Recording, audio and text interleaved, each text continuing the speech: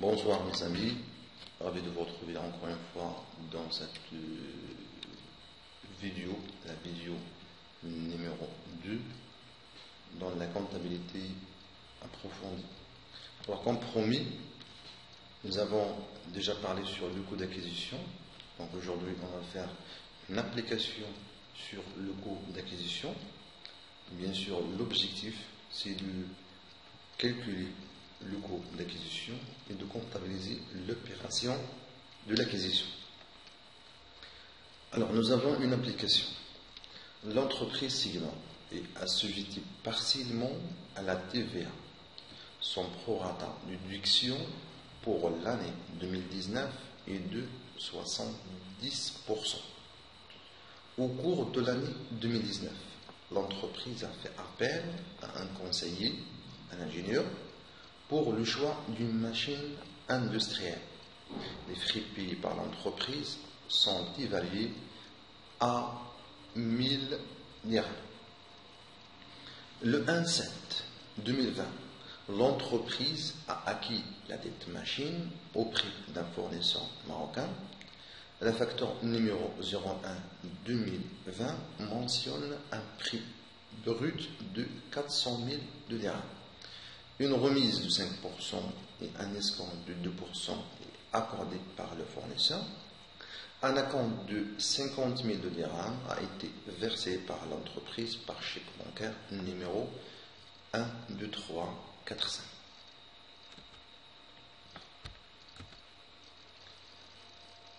Le taux de la TVA est de 20%. Le reste à payer bien sûr, dont 20% sur 6 mois et 80% sur 18 mois. Le transport est effectué par Intertransporteur par chèque numéro 12346, montant hors taxe 2500 dirhams. Les frais suivants sont assurés par l'entreprise. Par exemple, les frais de montage 3000 dirhams, les frais d'installation 1300 dirhams, les frais d'essai et de mise au point 1500 dirhams, les frais de formation de personnel 5500 dirhams. On vous demande, bien sûr, de calculer le coût d'acquisition de l'immobilisation et, deuxième question, enregistrer l'opération d'acquisition au journal de l'entreprise Sigma. Alors, je vous donnerai 5 minutes, bien sûr, et faites la pause de la vidéo pour faire par vous-même la correction de l'application. Et après, on va faire la correction ensemble sur la vidéo. Alors juste pour l'explication, cette entreprise est assujettée partiellement à la TVA.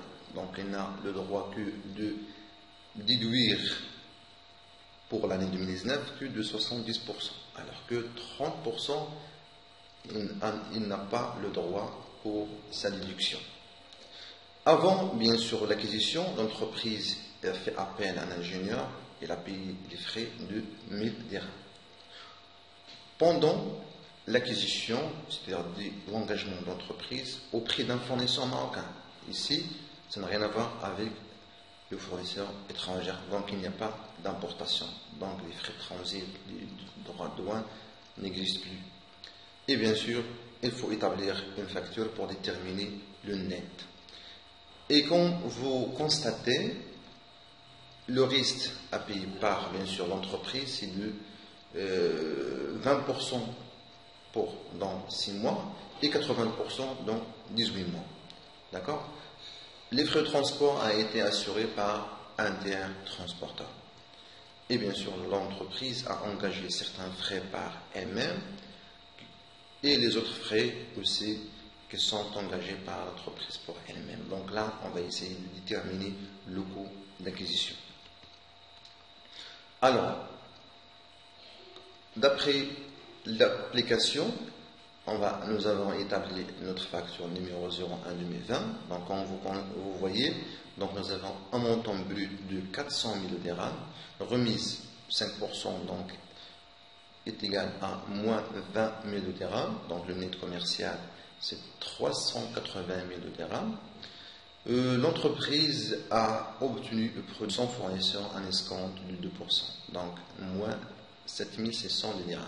Le net financier, 372 400 dirhams. La TVA, c'est de 20%, correspond bien sûr sur le montant net, donc 74 480. Avance, déjà il a payé une avance plutôt de 50 000 dirhams.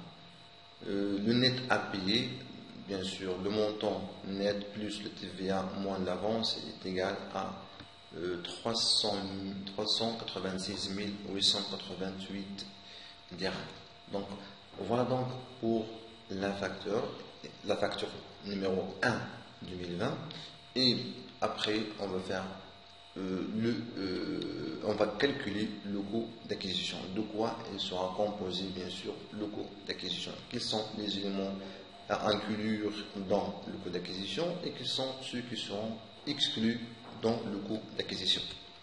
Le coût d'acquisition d'après l'application est égal au prix d'acquisition plus TVA non récupérable plus frais de transport plus frais de montage plus frais d'installation. À l'exception, c'est-à-dire ces frais ne seront inclus dans le coût d'acquisition, les honoraires déjà payés avant pour le choix bien sûr par un conseiller, les frais d'essai et frais de formation de personnel, ce sont des frais qui viennent après la mise en service du matériel ou bien d'une machine en général. Alors, d'après la vidéo numéro 1, vous avez constaté qu'il y a des frais qui sont payés avant, durant l'opération et après l'opération de l'acquisition. Donc le coût d'acquisition est égal à 380 000 dirhams, c'est déjà le montant qui existe plutôt dans la facture numéro 1 2020, donc le net commercial 380 000 plus la TVA. Comme vous constatez, nous n'avons pas le droit de récupérer la totalité de la TVA. Nous avons le droit de récupérer que 70%, alors que 30%, on n'a pas le droit. Donc, il sera inclus dans le coût d'acquisition. Plus 2500, ce sont les frais de transport, ce sont des frais payés par l'entreprise, plus les frais de montage, 3000 dirhams, plus 1300 dirhams sont les frais d'installation, soit un coût d'acquisition de notre machine de 409 144 dirhams. Maintenant, passons au journal. Alors, nous avons dans le journal, bien sûr,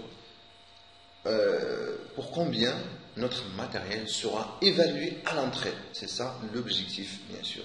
C'est l'évaluation à l'entrée des immobilisations acquises à titre onéreux. Donc, matériel et outillage, normalement, il sera inscrit dans le bilan par son coût d'acquisition. C'est 409 144 dirhams. Et bien sûr, nous avons pour un numéro de compte, donc il faut bien sûr respecter la forme de journal. Donc nous avons débit crédit pour le numéro de compte, nous avons les intitulés de compte et les montants correspondants dans le débit et dans le crédit. Et bien sûr, en respectant le principe de la partie double. Alors, pour matériel et outillage, c'est 2332, le numéro de compte. TVA récupérable sur immobilisation. Donc, nous avons le montant de la TVA. Donc, nous avons le droit de récupérer que 70%.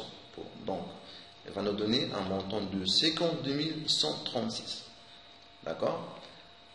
L'entreprise a versé une avance auparavant, donc là, elle va déduire, donc c'est juste pour diminuer l'avance sur le coût d'acquisition, donc est égal, bien sûr, à 50 000 dirhams. Numéro de compte 2397. donc appelé avance et acompte versé sur commande d'immobilisation corporelle, puisque nous avons ici dans l'immobilisation corporelle. Alors nous avons aussi une question, donc pour le reste, c'est-à-dire le net à payer dans la facture, comme vous constatez. Donc ce net à payer, nous avons 20% sur 6 mois. Donc puisque la durée il est inférieure à une année, normalement il sera inscrit dans les dettes. Donc les dettes sur acquisition d'immobilisation, numéro de compte 4481, donc pour un montant de 79 377,60. Et nous avons aussi le reste, bien sûr, 80% à payer sur 18 mois, donc il est supérieur à une année, donc il sera inscrit dans le compte 1486, fournisseur d'immobilisation pour un montant de 317 502,40. Nous avons aussi l'escompte, l'entreprise elle a obtenu un escompte, donc bien sûr c'est un escompte financier, c'est un produit financier, donc il se trouve dans le compte 7386, escompte obtenu, donc c'est pour un montant de 7600 de dirhams. Et l'entreprise a payé les frais de transport pour le tiers, bien sûr le numéro de compte 5141, pour un montant de 2500 de dirhams. Et l'entreprise a effectué certains travaux, bien sûr les frais d'installation et de montage par elle-même, donc ils seront inscrits dans le compte immobilisation corporelle produite par l'entreprise, donc dans le compte bien sûr 7143 pour un montant de 4300. Donc voilà donc pour le journal et pour le coût d'acquisition. Et n'oubliez pas de faire bien sûr la sommation du débit doit égale à la sommation du crédit. Sinon, il faut faire des vérifications là où se trouve bien sûr l'erreur. Merci d'avoir suivi notre rendez-vous dans la vidéo numéro 3 consacrée bien sûr au transfert de charge et on va faire l'application dans ce sens. Merci beaucoup de votre attention et à la prochaine vidéo.